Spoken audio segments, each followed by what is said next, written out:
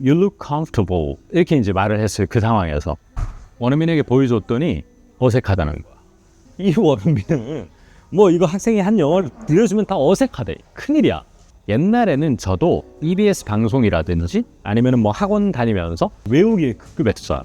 그런데 그거를 한두 번, 네다섯 번 외웠다고 입에서 나오지는 않더라고요. 그거를 뭐냐? 매칭 작업, 즉 컨수밍 작업.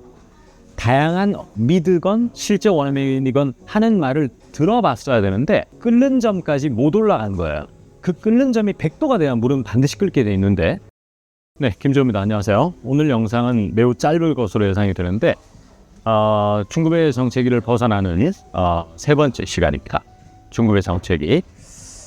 뭐 이거는 사실 어쩌면 제가 해결책을 제시한다기보다는 이런 중급의 정책이 오랫동안 벗어날 수 없는 이유가 이런 거다. 이런 문제를 진단하는 그런 시간에 가까운 시간이 될 것 같습니다.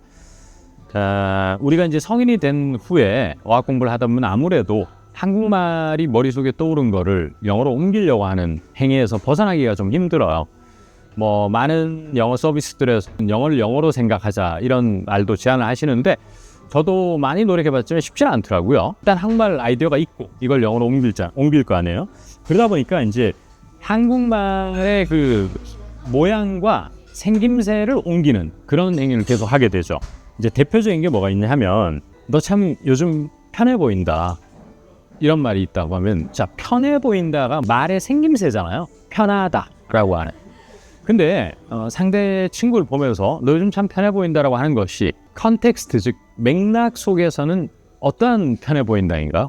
옷이 편하다인가? 아닐 거 아니에요.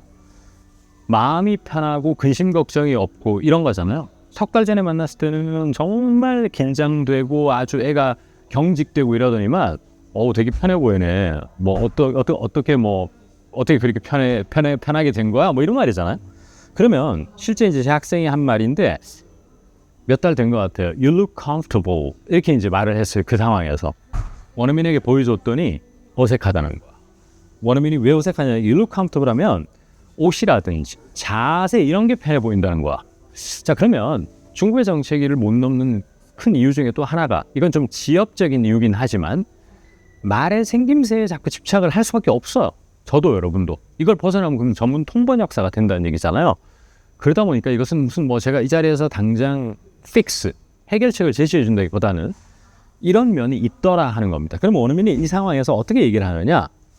You look을 해도 되고 You seem을 해도 참 좋아요. seem이라고 하는 것이 꼭 딱 보기에만 편해 보이는 게 아니고 전체적으로 나하고 얘기도 나눠보니까 그때는 애가 그냥 막 큰일이 난 것처럼 긴장돼 보이더니만 편해 보인다는 얘기잖아요. 따라서 You seem 이렇게 나가는 거고 그 다음에 relaxed 됐다는 게 자세가 relaxed 된 걸 수도 있지만 이때는 마음이 relaxed 좀 편안한 그리고 and carefree라고 그래요. 너 참 지금 많이 편해 보이는 걸 할 때 You seem relaxed and carefree 이렇게 가요.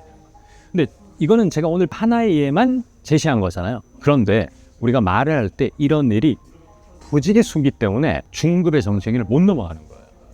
해도 끝도 없는 거예요, 이건. 그리고 단어를 외워서 될 문제도 아니야.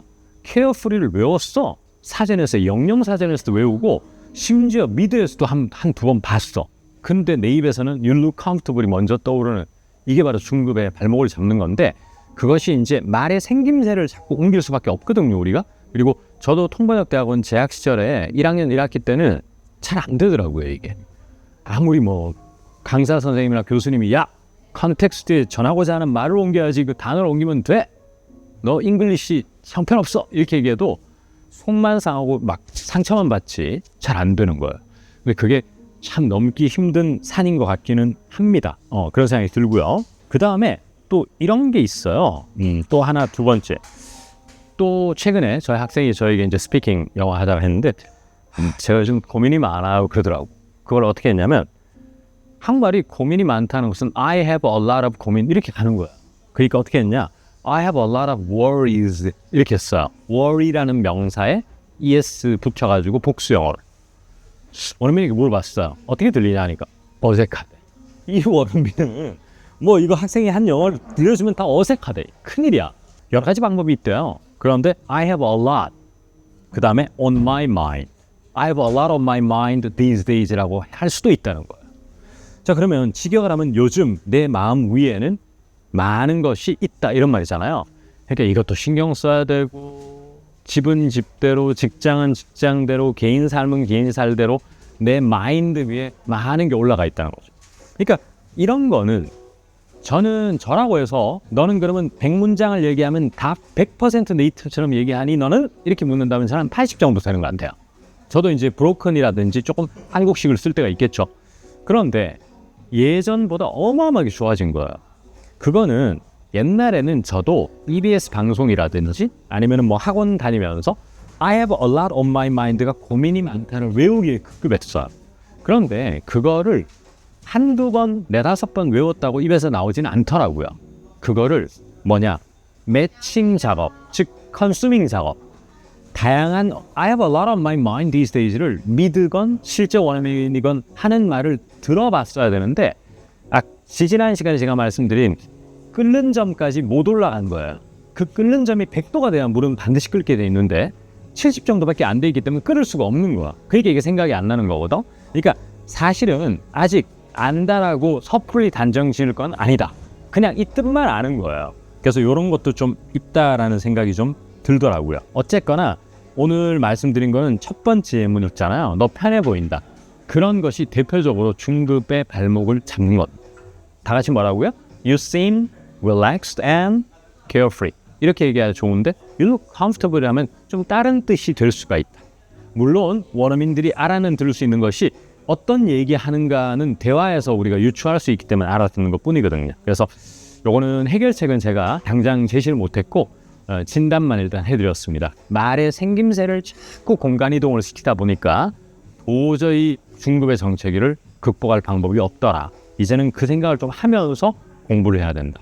그래서 한 문장이나 한 표현에 오래 머물러 있어야 된다. 그리고 반드시 어떤 책이라든지 강좌를 통해서 익힌 표현은 10이 필요하다면 3까지밖에 안 채운 행동이다. 나머지 7은 여러 매체를 통해 자꾸 듣다 보면은 나오는 것이지 내일부터 원어민 원어원 세션 해가지고 내가 이걸 이겨내버릴 거야 한다고 될 문제는 아니더라. 이런 생각이 좀 드네요. 도움되시길 바랍니다.